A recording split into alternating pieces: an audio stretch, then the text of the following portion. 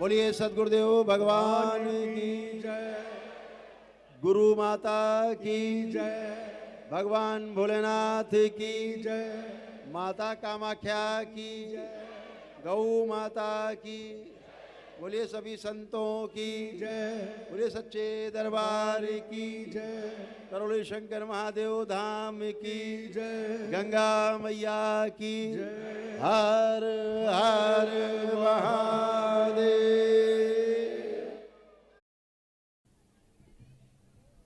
बोलिए सद्गुरुदेव भगवान की, गुरु माता की, भगवान भोलेनाथ की, माता कामाख्या की, सभी संतों की, गौ माता की, बोलिए सच्चे दरबार की, करोली शंकर महादेव धाम की, गंगा मैया की, हर हर महादेव।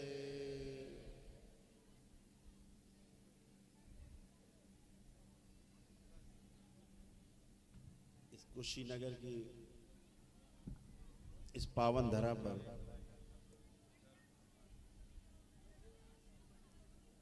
जहां भगवान बुद्ध का परिनिर्वाण हुआ, देह त्याग की,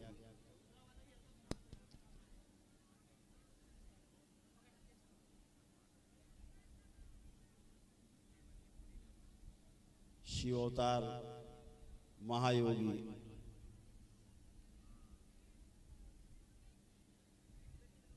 गुरु गोरखनाथ जी के इस कर्म भूमि में आप सभी का बहुत बहुत स्वागत और अभिनंदन है।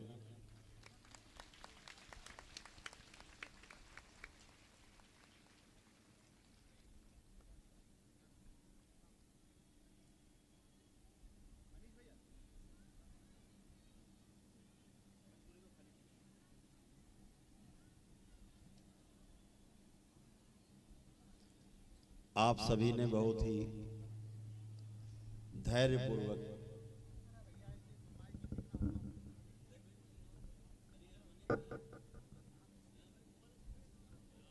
तीन दिन आपने कथा सुनी, देवी सात्विका के श्रीमुख से शिव महिमा का बखान सुना।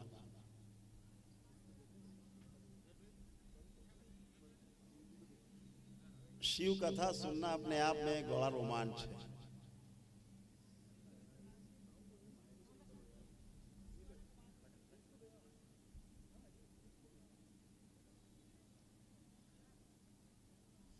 ज्ञानियों के लिए कथा है, जो ज्ञान के भूखे हैं उनके लिए शिव कथा है।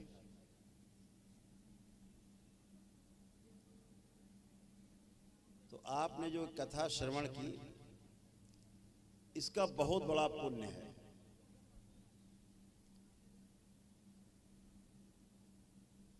पाप और पुण्य दो शब्द परंपरा में कहे जाते हैं। पाप है क्या, पुण्य है क्या?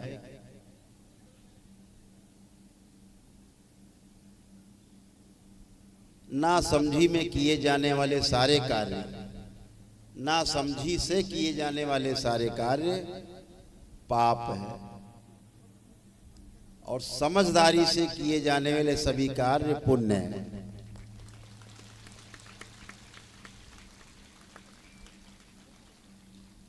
हजारों की संख्या में आपने बैठ करके शिव कथा सुनी है। ये समझदारी का प्रतीक है, ज्ञान का प्रतीक है, और यही पुण्य है जो आपने लूटा है 3 दिनों में। आप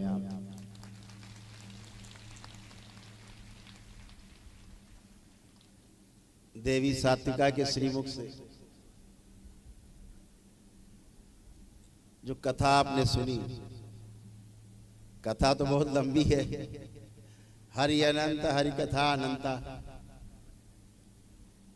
लेकिन गांव में लोग कहते हैं ना कि कहा थोड़ा समझना बहुत, लिखा थोड़ा समझना बहुत, चिट्ठी में लिखते हैं।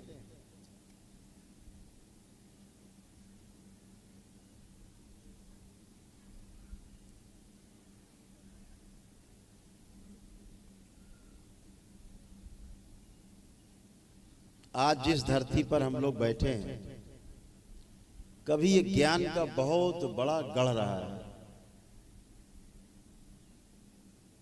यहां आकर के यहाँ के सूक्ष्म जगत में जो देखने को मिला है, उन महान परंपराओं को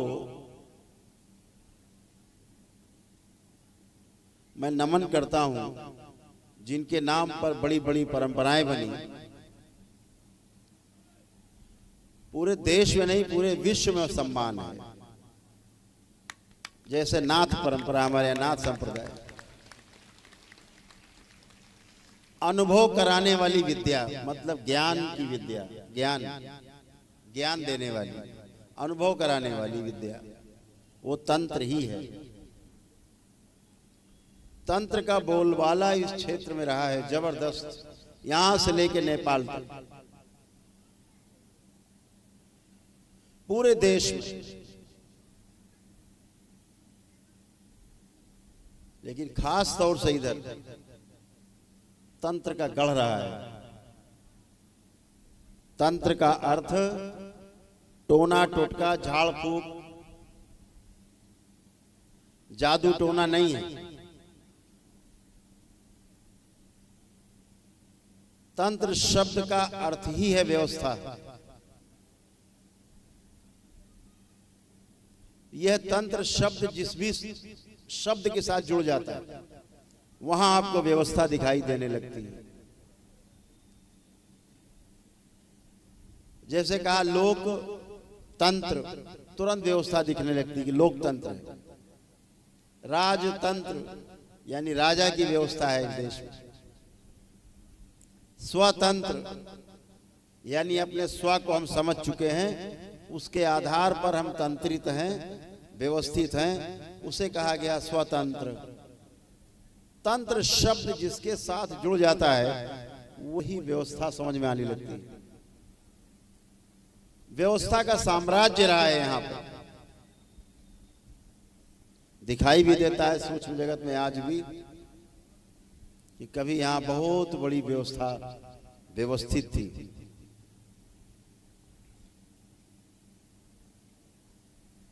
अभी नेपाल जाना है, नेपाल की यात्रा है। नेपाल से जो नेपाल के जो अध्यक्ष हैं उस देश के, वो हमारे बीच में बैठे हुए हैं। यहाँ पे दया जी संगठन के लोग बैठे हैं नेपाल के। अभी नेपाल जाना है। 208 संगठन मिल करके दरबार के वहां पर कार्यक्रम करा रहे हैं। विश्व सनातन महासम्मेलन है काठमांडू में।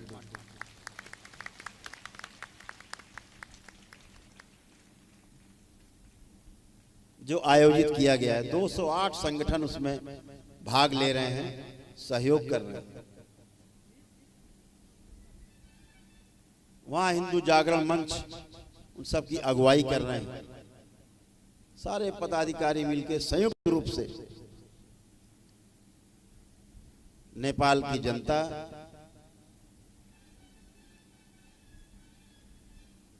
इस महासम्मेलन में भाग लेने के लिए आतुर है। 17 तारीख से यात्रा शुरू होगी और 22 तक नेपाल में, काठमांडू और आसपास के क्षेत्रों में जाना था। जिनका बनाया हुआ नेपाल, जिनका बसाया हुआ नेपाल, वो गुरु गोरखनाथ।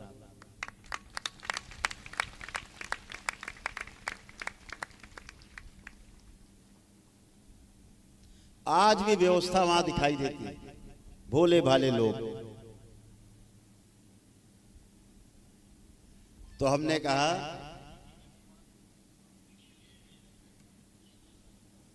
कि शिवाय अवतार महायोगी गुरु गोरखनाथ जी से यात्रा की अनुमति तो ले ली जाए। तो अभी दर्शन करके उनसे अनुमति लेकर के ही आए।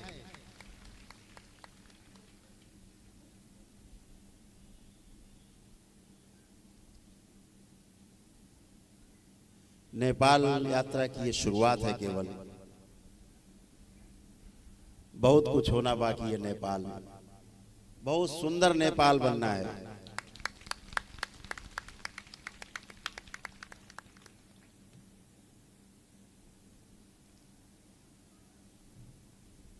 तो अभी दर्शन करके आए गुरु गोरखनाथ जी के अद्भुत। वर्ष 2011 में मैं जब आया था तब बड़े महाराज जी उस समय शरीर में थे, तब गया था मैं दर्शन करने। तब से आज सौभाग्य मिला, कुशीनगर आने पर यह सौभाग्य प्राप्त हुआ।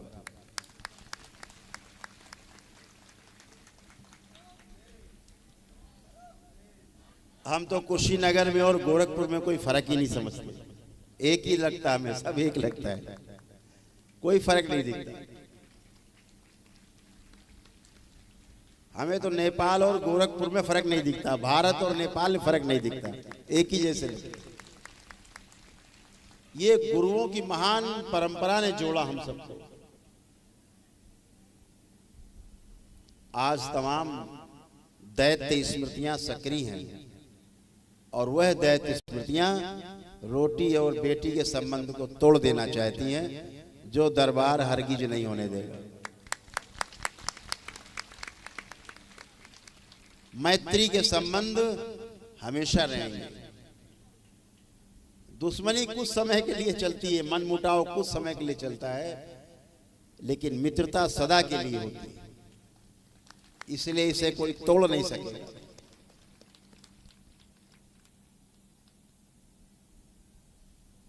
अभी बिहार में पटना में कार्यक्रम था, दीपक जी आए हुए हैं भागलपुर से। बिहार में कई जगह से कार्यक्रम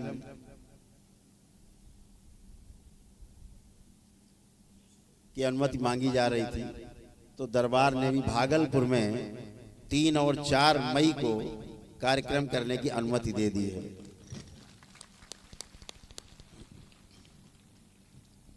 भागलपुर बिहार में 3 और 4 मई को समागम होगा, कार्यक्रम होगा। जो एड्रेस होगा पता होगा, बाद में आपको YouTube से पोस्ट से मालूम चल जाएगा।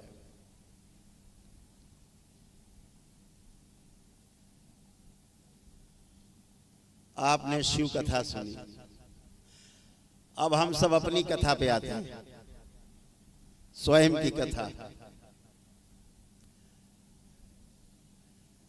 स्वयं से शुरू होते हैं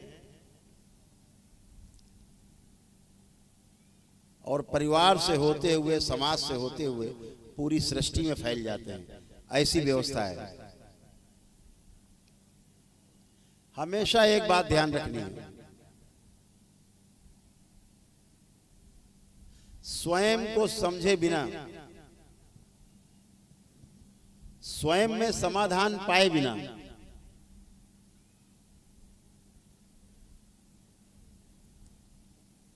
चाहे परिवार हो और चाहे फिर समाज हो, आप किसी को नहीं समझ सकते, ना समझ सकते हैं और ना समझा सकते हैं। इसलिए आवश्यकता जो सबसे बड़ी है, स्वयं को समझने की आवश्यकता है।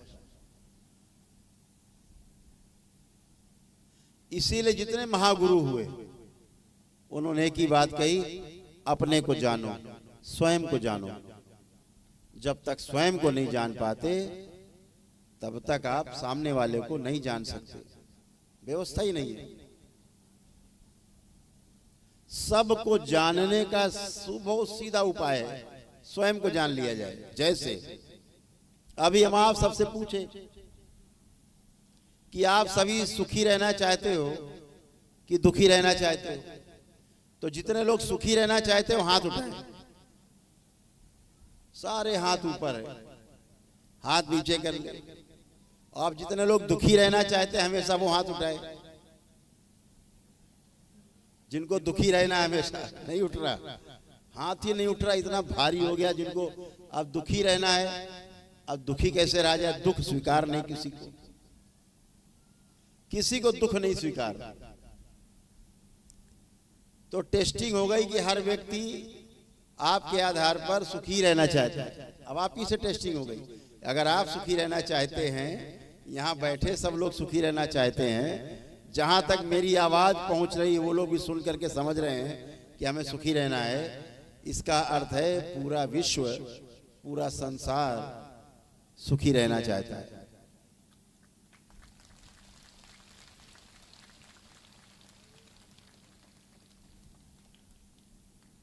समस्या कहां है?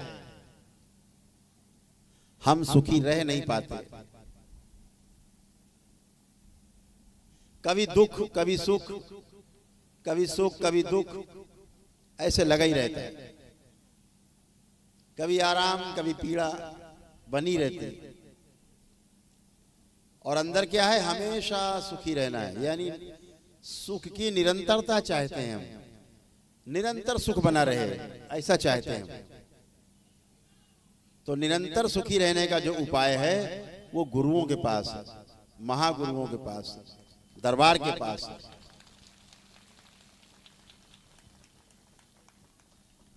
तभी दरबार कहता है एको हम द्वितीयो नास्ति, न भूतो न भविष्यति।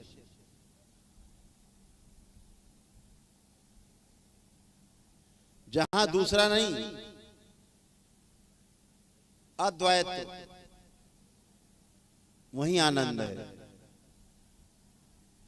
जहां न भूत है न भविष्य, जहां वर्तमान है सिर्फ वहीं आनंद है। वर्तमान में रहना ही आनंद है। अभी जितने लोग आप यहां बैठे हो, दरबार से जुड़े बहुत लोग हैं, जितने भी लोग आप यहां बैठे, किसी का भी मन न तो भूतकाल में जा पा रहा है न भविष्य में उड़ पा रहा है। नित्य वर्तमान में आप बैठे हो, यहीं बैठे हो, सिर्फ यहीं हो। यहां से पांडाल के बाहर भी नहीं आप सोच सकते। सब करके देख सकते हो, यहां से पांडाल के बाहर की बात आप नहीं सोच सकते। दुनियादारी तो सोचने की बात अलग है। तो वर्तमान में रहना ही आनंद है। आनंद से ही परम आनंद की अनुभूति का रास्ता खुलता है। परम आनंद को हम उपलब्ध होते हैं। तो सबसे पहले अपने को जानना है, अपने को समझना है। अपने अंदर जो कमियां हैं उनको धीरे धीरे ढूंढ कर उनसे सामंजस्य बिठाना है। नष्ट कर सकते हैं तो नष्ट कर देना है। आपके पास इतनी बड़ी ताकत है कि बाबा और माँ को प्रणाम करके माँ से जब प्रार्थना करते हैं कि माँ मेरी ये समस्या है, इसकी स्मृति नष्ट कर दी जाए, और जैसे ही 3 बार ओम नमः शिवाय बोल के आंख खोलते हो वो समस्या आपको गायब हो जाती है, दिखाई नहीं देती। इतने बड़े दरबार से आप जुड़े हो, इतनी बड़ी ऊर्जा आप सबके साथ है। काहे का दुख, काहे का कष्ट। आधा दुख तो तब समाप्त हो जाता है जब आपको पता होता है अगर इसका समाधान मेरे पास है। अगर कांटा लग जाए, चलने में दिक्कत होने लगे, और आपको पता कि नहीं मेरे पास सुई रखी है, अभी हम कांटे को निकाल लेंगे, तो कांटे का दर्द नहीं पता लगता, आराम से आप निकाल लेते। समाधान केवल आपको पता होना चाहिए। समस्या गायब रहती है, कितनी बड़ी समस्या सामने आ जाए, लेकिन वो समस्या आपको समस्या की तरह नहीं दिखाई देती, क्योंकि आपके पास उसका समाधान है। मैं देखता हूं तमाम लोग इस लोकतंत्र में आंदोलन करते रहते हैं, समस्याओं को उठाते रहते हैं। बड़े बड़े मंच पर समस्याओं को उठाया जाता है, लेकिन अगर उनसे पूछो इसका समाधान क्या है, तो समाधान उनके पास नहीं है। समस्या है तो समस्या के साथ समाधान भी समझना, जानना आवश्यक है। अगर हमारे पास समाधान नहीं है तो हमें समस्या उठाने का अधिकार नहीं है। समस्याओं का गुणगान करके आप और दुख में जाते हैं। जितनी सुख की चर्चा करते हैं, आनंद की चर्चा करते हैं, भगवत चर्चा करते हैं, उतना ही आप आनंद में जाते हैं। आप 3 दिन से बैठ करके भगवत चर्चा कर रहे हैं, शिव की महिमा सुन रहे हैं, अंदर आनंद भर रहा है, क्योंकि आनंद ही आनंद है, वहां दुख है ही नहीं। तो अगर हम दुख की चर्चा भी करते हैं तो उसकी भी स्मृतियां बनती हैं अपने अंदर, फिर वो दुख बढ़ता है, कम नहीं होता। इसलिए समाधान की ओर जाना जरूर चाहिए। और समाधान अभी हम क्या सोचते हैं, समस्या सामने वाले में, इसलिए हमें समस्या हो रही है। बेटा हमारा गड़बड़ है इसलिए हमको बहुत समस्या है, पत्नी गड़बड़ है, पत्नी सोच रही पति गड़बड़ है, बच्चे सोच रहे माता पिता गड़बड़ है, सब दूसरों को गड़बड़ सोच रहे, अपनी तरफ ध्यान ही नहीं जाता है कि समस्या बेटा उधर नहीं है, समस्या तुम्हारे स्वयं के अंदर है।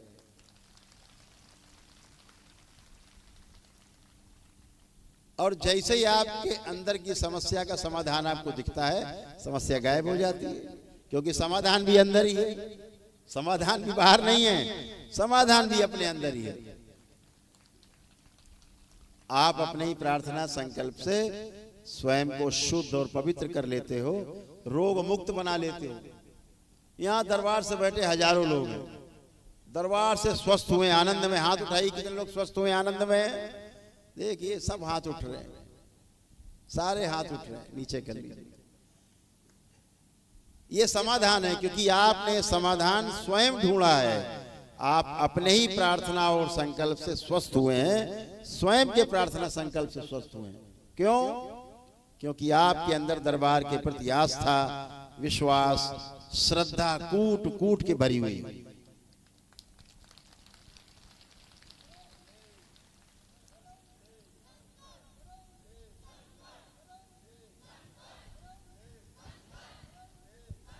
कभी कोई समस्या आती है, आपके हृदय में रहता है, अरे होगा, हमारे तो बाबा माँ हमारे साथ हैं, क्या होगा, प्रार्थना करेंगे उड़ जाएगी समस्या। ऐसा भाव, ऐसा प्रबल विश्वास, अटूट श्रद्धा, अटूट आस्था आप सबके अंदर भरी हुई है कूट कूट। यही व्यवस्था है और यही तंत्र है। दरबार इसीलिए हर पूर्णिमा पर आपको तंत्र योग क्रिया की जो है दीक्षा देता है। जो तंत्र क्रिया योग है, यही आपको समस्याओं से निकालता है, क्योंकि आप व्यवस्था को जान जाते हैं, कैसे जीना है, व्यवस्था को समझ जाते हैं। जब व्यवस्था देख लेते हैं, व्यवस्था को समझ लेते हैं, आप वैसे ही जीते हैं। तमाम गलत पूजा पाठ को नकार देते हैं, किनारे रख देते हैं, नहीं करना गलत पूजा पाठ। जब गलत पूजा पाठ नहीं करनी तो कोई माई के लाल आपको कष्ट दे भी नहीं सकता है।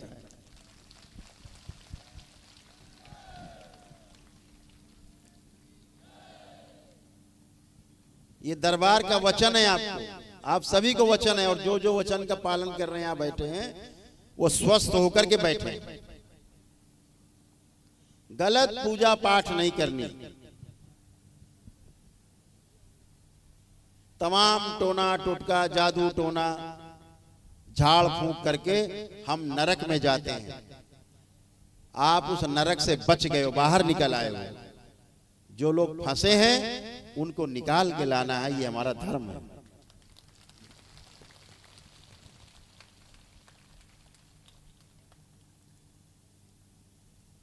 जब दरबार कहता है, लोग आते हैं, तमाम लोग यहाँ बैठे, जो पेशियां आती थी जिनको, हाजरी पेशी, कहाँ जा रहे हैं? हर मंगलवार शनिवार नारियल लेके भागे जा रहे हैं। कहाँ जा रहे हैं? चढ़ाने मंदिर में। हाजरी यानी पेशी, पेशी लगी है, तारीख लगी है, लग रहा है जैसे कोई अदालत चल रही है। सब फ्रॉड। हर शुक्रवार चले जा रहे हैं, हरी चादर लिए मजार दरगाह पे। कहाँ जा रहे हैं? हाजरी है, हाजरी आ रही, पेशी है। ऐसे लोगों को जो हाजरी और पेशी का खेल खेलते हैं, इस देश की सरकार को कड़ा कानून बनाना चाहिए, ऐसे लोगों को उठा के जेल में बंद कर देना चाहिए, बाहर रहने के लायक नहीं।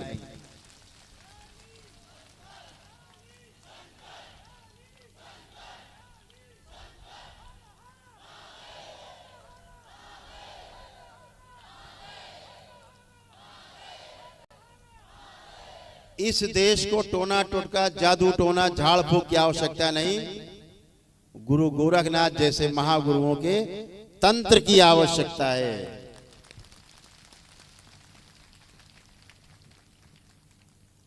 तंत्र को समझो, व्यवस्था को समझो और अव्यवस्था से बाहर निकलो।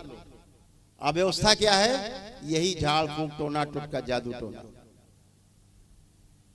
बलि प्रथा, बलि देना। कहां दे रहे हैं? मां को बलि दिए दे रहे हैं, बकरा काटे दे रहे। बेचारा बकरे क्या दोष, बकरा कटा जा रहा बेचारा। अब बकरा अगली बार आदि बनेगा, आप बकरा बनोगे, बकरा आपको काटेगा अगले जन्म।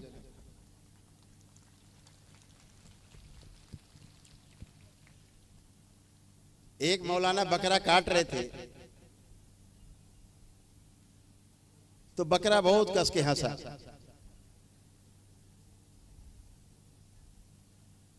जानवर भी हंस लेते, चेहरा देखो पता लग जाता हंस रहा है। तो मौलाना ने कहा, भैया हंस क्यों रहे हो? बोला नहीं नहीं कोई खास बात नहीं है। बोले हम तो तुम्हें काटने जा रहे हैं। बोले पता है काटने जा रहे हो, तभी तो हंस रहे। तो बोले बता दो जो को हंस रहे हो, आखिरी बार बता दो। बोले इसलिए हंस रहे हैं कि अगली बार देखो तुमको हम काटेंगे।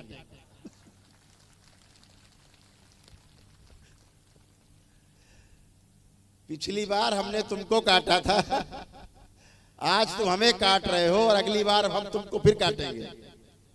ये खेल कभी बंद नहीं होता।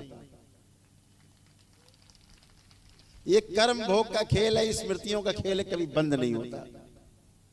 निरीह जानवर की हत्या धर्म के नाम पर करना।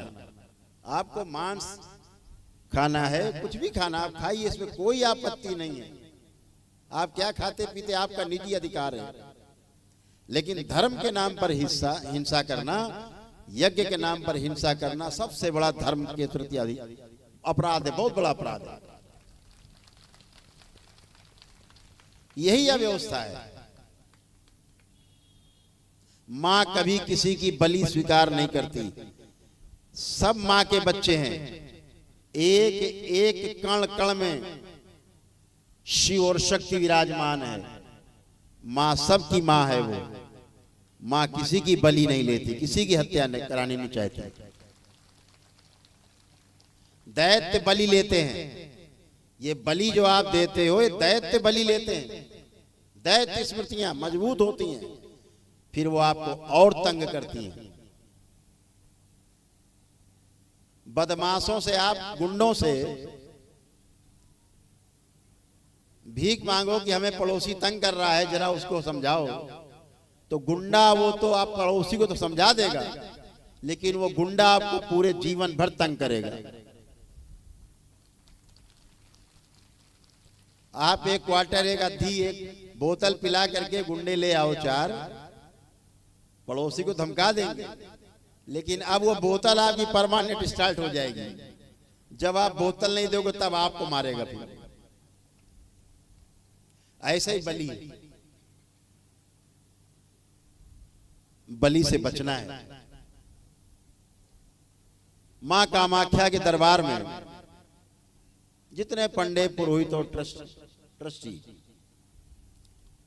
हमने उनसे कहा कि दरबार में होने वाली बलि को बंद कर दिया जाए।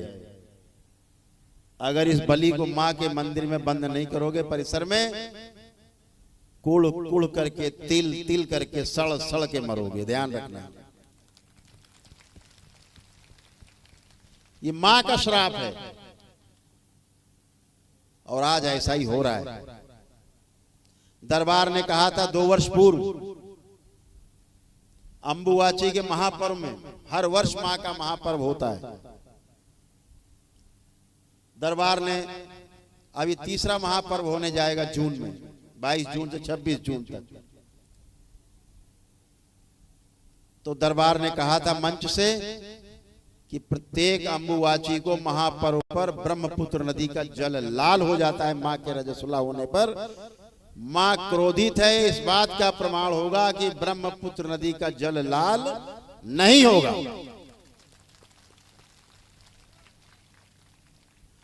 दो अम्बुवाची महापर्व हो गए, ब्रह्मपुत्र नदी का जल लाल नहीं हुआ। और इस मंच से कहना चाहता हूं, अगर वहां बलि प्रथा बंद नहीं हुई तो तीसरा अम्बुवाची का महापर्व आ रहा है। मां क्रोधित है, इस बात को ध्यान रखा जाए। मां से कठोर दंड पाने के लिए सब तैयार रहे। ब्रह्मपुत्र नदी का जल फिर से लाल नहीं होगा। मां का श्राप है, इसीलिए मां वहां से अनुपस्थित थी। हर हर महादेव, हर हर महादेव। किसी की हत्या करना हमारी हिंदू सनातन संस्कृति में, चींटी भी पैर के नीचे आए तो उसे अपराध मानते हैं, उसे पाप मानते हैं। और हत्या कर देना महापाप। धर्म के नाम पे हत्या करना सबसे बड़ा पाप। हम देखते हैं छोटे छोटे बच्चे जाते हैं ऐसे स्थानों पर। यहां पर भी क्षेत्र में एक स्थान है, नाम नहीं लूंगा, बहुत हत्याएं होती, बहुत बलि होती। बचना है ऐसे स्थानों से। आप उस स्थान पे जाते हो, आप भले बलि नहीं करते, अगर आप उसका समर्थन भी करते हो, आप उस बलि, उस हत्या के भागीदार होते हैं। इस बात को ध्यान रखना। कानून भी यही कहता है, अगर आपके सामने हत्या हो रही है, आपके सामने अपराध हो रहा है, बार बार उसमें शामिल होते हैं, कानून आपको शामिल ही मानेगा अगर उस अपराध को आप छिपाएंगे। इस भौतिक जगत के कानूनों में और सूक्ष्म जगत के कानूनों में बहुत ज्यादा फर्क नहीं है, लगभग एक जैसे। तो बलि प्रथा से बचना है। जो हमारे समक्ष लोग आके खड़े होते हैं, हम देखते हैं, दरबार दिखाता है कि कई जगह से कटा फटा इसका सूक्ष्म शरीर है। क्यों? इसके पुरखों ने, इसके पूर्वजों ने बलि कराई है, बलि दी है। मैं पूछता हूं, तुम्हारे यहाँ बलि होती थी? हाँ गुरुजी, बलि होती थी, बलि करते थे हमारे पूर्वज, पिताजी करते थे, हम ही कराए हैं। दरबार संकल्प कराता उन्हें कि अब कभी नहीं करेंगे। इस पर उन्हें क्षमा मिलती है और वो स्वस्थ होते हैं।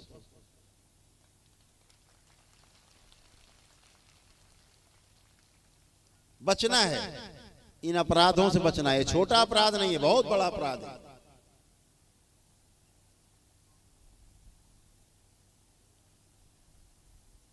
मां सबसे ज्यादा कुपित होती है, मां के क्रोध से बचना है।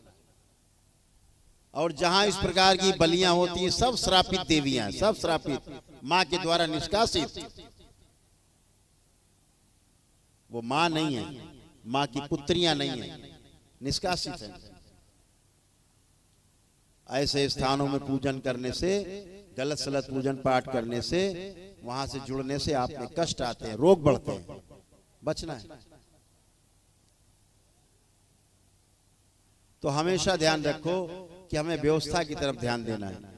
आपका परिवार सबसे सुंदर परिवार है, इस बात का हमेशा ध्यान रखो।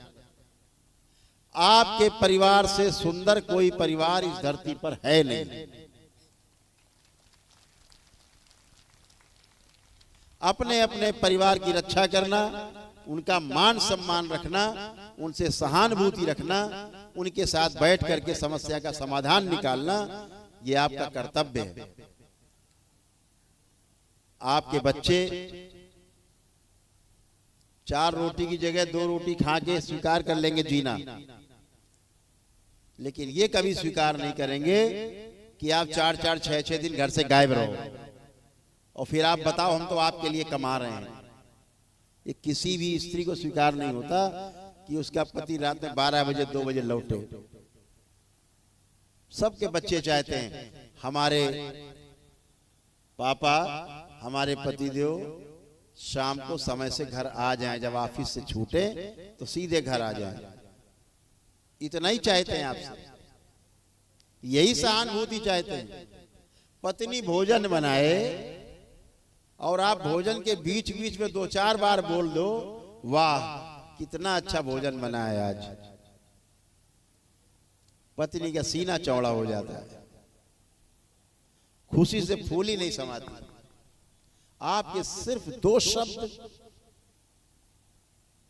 और जहां आपने बोला अरे आज तो नमक ज्यादा कर दिया, गले में जान अटक जाती धर्मपत्नी। लगता कौन सा अपराध कर दिया, अरे आज नमक ज्यादा है, खा लो, काहे बता रहे हो। रोज तो ज्यादा नमक नहीं होता, एक दिन हो गया तो हो गया, क्या समस्या है। एक दिन ज्यादा ही नमक सही, पेट की शुद्धि सफाई हो जाएगी।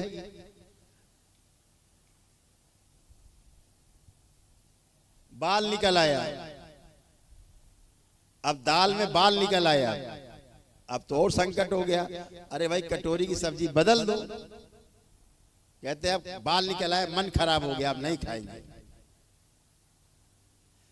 तो फिर रोज मत खाओ, रोज याद करो कि बाल निकला था कल, फिर तो गप गप अगले दिन खाएंगे।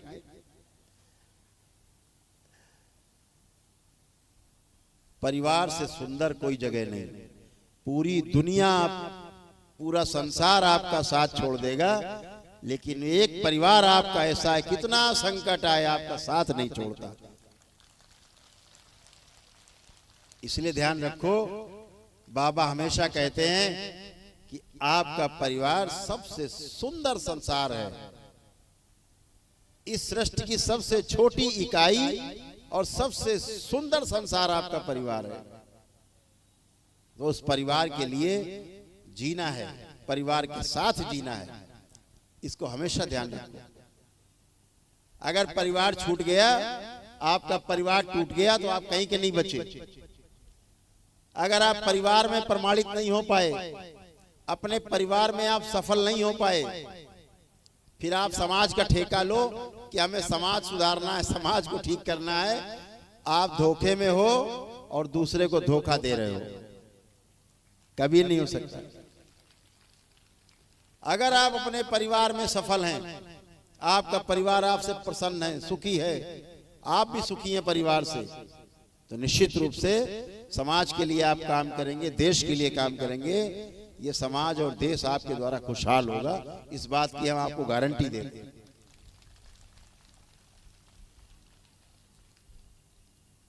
आप में कुछ भी आ जाए, खुशियां परिवार में बांटते हो, मित्रों में बांटते हो। आप कोई उत्सव मनाते हो तो किसको आप कार्ड देते हो? निमंत्रण कार्ड। अपने मित्रों को, अपने परिवार के सदस्यों को, नातेदारों को, रिश्तेदारों को। खुशियां शेयर अपने में होती हैं, परायों में खुशियां कभी शेयर नहीं होती। बांटाए जो बांटते हैं खुशियां, अपनों में बंटती हैं। इसलिए परिवार से सुंदर कोई जगह नहीं। परिवार को स्वर्ग बनाना, ये संकल्प लेके यहां से उठना है। कुछ भी हो जाए, हमें अपने परिवार को टूटने नहीं देना है। दरबार आपके साथ है।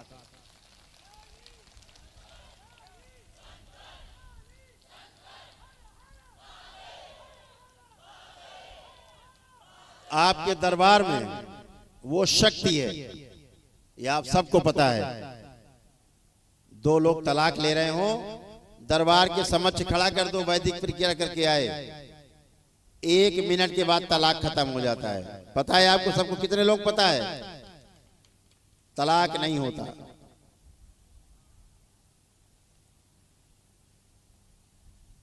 क्योंकि कोई तलाक नहीं चाहता, न पति तलाक चाहता है, न पत्नी तलाक चाहती है। बाहरी स्मृतियों से तलाक होता है। जैसे ही दरबार आपकी बाहरी स्मृतियों को नष्ट करता है, जैसे ही अव्यवस्था से, टोना टोटका, जादू टोना, तमाम की हुई गंदगी के कारण जो बाहरी स्मृतियां आपको तलाक की ओर प्रेरित कर रही हैं, जैसे ही आप तंत्र में प्रवेश करते हो, जैसे ही आप व्यवस्था में प्रवेश करते हो, जैसे ही आपकी स्मृतियां नष्ट हो जाती हैं गंदी, वैसे ही तलाक की स्मृति भी नष्ट हो जाती है। और ऐसा लगता है जैसे आज ही शादी हुई है।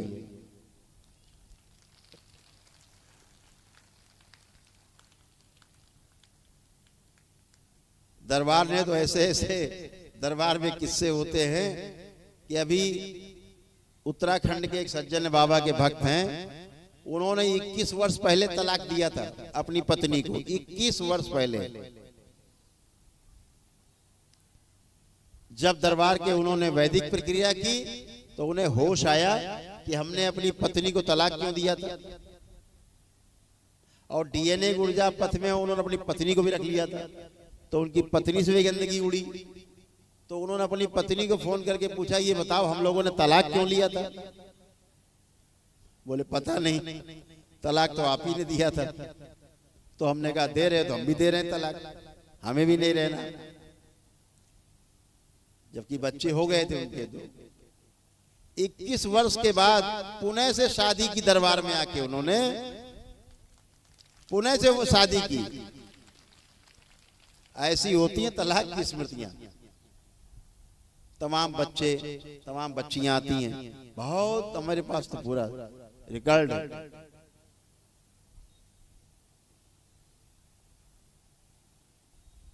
एक बड़े ऑफिसर हैं, किसी प्रदेश के सबसे बड़े अफसर हैं। ऐसे उनकी बेटी भी तलाक लेके, वो तलाक चाहिए।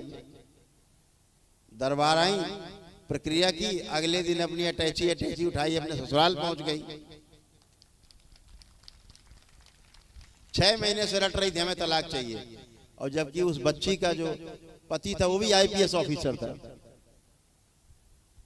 तो क्या बोलती थी कि गुरुदेव मैं चाहती हूं मेरे पति की लाश मेरे सामने आए, मैं तो ये भगवान से प्रार्थना करती हूँ मेरा तलाक हो जाए।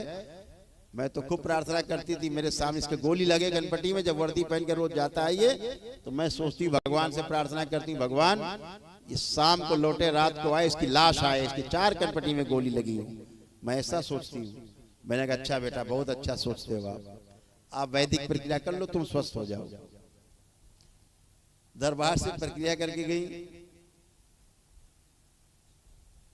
फिर अभी आई थी तो 3 महीने पहले 7 महीने की बेटी गोद में लेके आई थी। ये हैं स्मृतियां, गंदी स्मृतियां, बाहरी स्मृतियां, जो आपके गलत पूजा पाठ, आपके गलत कार्यों के कारण, या पूर्वजों के द्वारा किए गए गलत कार्यों के कारण, या आपके पितृदोष के कारण, काल सर्प दोष के कारण, आपके जो गंदगी है उसके कारण ये सब स्मृतियां हवा में रहती हैं और आपको बाधा पहुंचाती हैं, कष्ट पहुंचाती हैं, गलत रास्ते पे ले जाती हैं। दरबार उन्हें क्षण भर में नष्ट कर देता है आपके ही प्रार्थना और संकल्प, क्योंकि अंदर आपके गहरे में रहता है कि हमें तलाक नहीं चाहिए। बाहर जीना मुश्किल हो रहा है इसलिए तलाक लेते हैं, लेकिन कहां कहां तलाक लोगे, कितनी बार तलाक लोगे? ये समाधान नहीं। समाधान स्वयं अपने अंदर है। समस्या भी अपने अंदर है और उसका समाधान भी अपने अंदर है। इसलिए जब भी कोई समस्या आए अपने अंदर गहरे में झांकना और समस्या पकड़ में आ जाएगी। समाधान के लिए बाबा माँ को प्रणाम करके माँ से अपनी प्रार्थना कर देना कि माँ मेरी ये समस्या, मैं भ्रमित हूँ, मेरा भ्रम नष्ट कर दीजिए। मेरी जो समस्या आ गई है या मुझे जो कष्ट आ गया है या मुझे जो रोग आ गया है, इसकी ये रोग है, ये कष्ट हैं, इनकी माँ स्मृति नष्ट कर दीजिए। जैसे ही 3 बार ओम नमः शिवाय बोल के आंख खोलते हो, आपकी समस्या कष्ट आपको दिखाई नहीं देते हैं। ये आपके पास अनुभव है, आपके पास प्रमाण है इस बात का। तो घबराना नहीं है, कहीं किसी प्रकार से भ्रमित नहीं होना है। आपको हमेशा बाबा और माँ का स्मरण रखना है और अपने जो भी रोग और कष्ट है उनके लिए प्रार्थना संकल्प उनको नष्ट करने के लिए करते रहना है। इस बात का हमेशा ही ध्यान रखना है। अभी दरबार ने एक शक्ति खोली।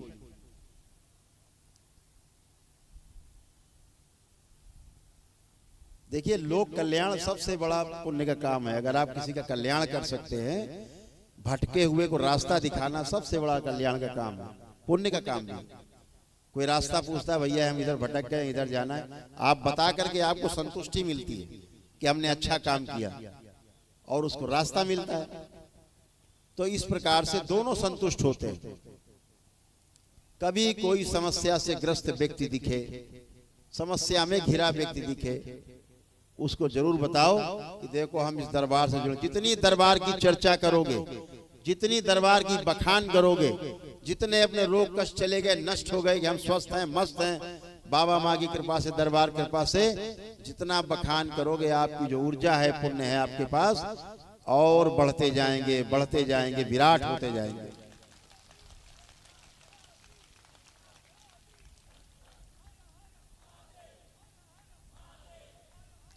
इसका बखान करना है।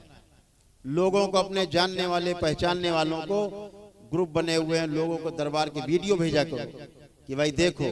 क्यों? दरबार के वीडियो देखने मात्र से भी तमाम रोग और कष्टों की स्मृतियां नष्ट हो जाती हैं। आप सबको पता है, उसको आराम मिलता है। उधर उसको आराम मिला, आपको इधर पुण्य मिला। जरूर बोलना है कि ऐसे ऐसे करो, हमने किया, देखो हम तो ठीक। आपको पता है बहुत लोग यहाँ ऐसे बैठे हैं जो दरबार नहीं आए, घर में ही केवल दरबार का भजन पूजन कर रहे हैं, बाबा माँ को प्रणाम करके, और वो स्वस्थ हो रहे हैं। ऐसे हैं यहाँ पे लोग, कुछ लोग हाथ उठा पाएंगे? देखिए सैकड़ों हाथ उठ रहे हैं जो दरबार भी नहीं आए, लेकिन घर में ही पूजन पाठ, घर में ही स्वस्थ हो रहे हैं। तो इससे जिन्होंने बताया आपको आराम मिल रहा है और उनको पुण्य मिल रहा है। इस काम को करते रहना है, वीडियो सब भेजते रहना है, छोटे छोटे शॉर्ट्स। बच्चों को एक काम बहुत अच्छे से आता है, सबको डाला करे, भेज दिया करे। जो देखता है उसकी गंदी स्मृतियां नष्ट होने लगती। क्यों? अनायास वो दरबार से जुड़ जाता है, ऐसी शक्ति खुली हुई। तो दरबार ने एक शक्ति और खोली कि आप अगर सक्षम हैं तो कोई आयोजन किया और उस आयोजन में भजन रखा, बाबा माँ की तस्वीर लगाई, माँ की तस्वीर लगाई, हलवा चने का प्रसाद बनाया केवल। अगर बना सकते हैं, नहीं बना सकते तो बतासे मंगा लिए, जो आपकी क्षमता हो वही प्रसाद में चढ़ा दीजिए, और बाबा माँ को प्रणाम करके भजन करिए। घंटे 2 घंटे भजन करिए। आप देखिए जो दरबार से नहीं भी जुड़ा था, आपके साथ भजन कर रहा है, आपके कष्टों के साथ साथ उसके कष्ट भी नष्ट होने लगते हैं, स्वस्थ होने लगते हैं। बड़ा आयोजन नहीं कर सकते, अपने घर में ही कर लिया। अपने ढोलक मंजीरा लेके बैठ गए, दरबार के भजन लगा दिए। ढोलक मंजीरा नहीं है तो अपने मोबाइल में लगा दिया भजन, बैठ के साथ भजन कर रहे हैं दरबार के, हमारे द्वारा गाए गए भजन के। बैठ कर क्या भजन करिए, और उसी से रोग और कष्ट जाने लगते हैं। ये दरबार की प्रतिष्ठा है, ये दरबार की शक्ति है, ये आप सबको पता है। तो दरबार ने शक्ति खोली कि आप भजन ही करने लगे जगह जगह। आप लोग उस भजन से ही दरबार के आपके कष्ट रोग जाने लगते। जो आपके संपर्क में आएगा उसके भी समाप्त होने लगेंगे और आपसे जुड़ने लगेगा। तो इस तरह के छोटे छोटे आयोजन, भजन से कष्टों से मुक्ति। दरबार जैसे दीक्षा दे करके आपको तंत्र के द्वारा, तंत्र क्रिया योग के द्वारा आपको 84 लाख योनियों के जन्म मरण के बंधन से मुक्ति की रास्ता बताता है, मुक्ति के लिए आपको प्रेरित करता है। आप अपने ही जप तप से 84 लाख योनियों के बंधनों को काटते जाते हैं, और निश्चित है एक दिन आपको लक्ष्य जरूर मिलेगा। जब आप ध्यान साधना करते हैं, एक भी गंदा विचार, इतने लोग यहाँ बैठे हैं, दरबार आए हैं चाहे नहीं आए हैं, मैं सबसे कहना चाहता हूं, जहां जहां तक मेरी आवाज जा रही है, आप इस सनातन की शक्ति को महसूस करने की कोशिश करिए। किसी के भी अंदर एक गंदा विचार, एक नकारात्मक विचार नहीं आ रहा है। सभी लोग प्रयास कर सकते हैं आंखें बंद करके, आंख बंद करके ध्यान करें और अपने हिंदू होने पर गर्व करें, अपने हिंदू होने पर, अपनी संस्कृति पर गर्व करें, इस सनातन की शक्ति पर गर्व करें। आंख बंद करके अपने अंदर देखें एक भी गंदा विचार, एक भी नेगेटिव थॉट्स आपके अंदर कहीं से नहीं आ रहा है। इतना ही नहीं, आप एक गंदा विचार ला भी नहीं सकते, अपने दुश्मन के लिए भी नहीं ला सकते। आप सब करके देख लीजिए, आप सबको भोलेनाथ की सौगंध करके देखिए, अगर आपको गंदा विचार आ रहा तो हाथ उठा सकते हैं। इस सनातन की शक्ति को पहचानने की कोशिश करिए। इस कुशीनगर की धरती पर बैठे हैं, पूरा दरबार लगा है। इस दरबार की उस महाशक्ति को, दरबार से जुड़े महागुरुओं की शक्तियों को महसूस करने की कोशिश करें। एक गंदा विचार किसी में नहीं आ रहा है, एक नेगेटिव थॉट्स नहीं आ रहा। किसी में नहीं आ रहा, किसी में नहीं आ रहा। यही सनातन की शक्ति है, यही तंत्र है, यही व्यवस्था है।